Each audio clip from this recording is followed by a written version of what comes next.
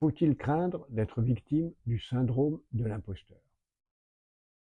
A priori, les imposteurs doivent le craindre. Et j'imagine que ceux qui sont des faux médecins, des faux avocats, des faux architectes, des faux pharmaciens craignent à chaque seconde d'être découverts et de subir les rigueurs de la loi, le discrédit, la prison. Et beaucoup plus de gens qu'on ne croit souffrent du syndrome de l'imposteur sans être des imposteurs.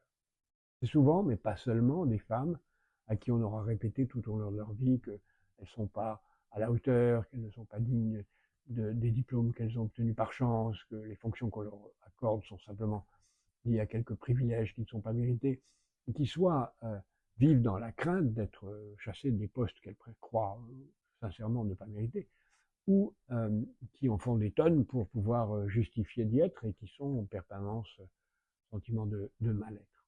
Pour autant, le syndrome de l'imposteur a des vertus considérables.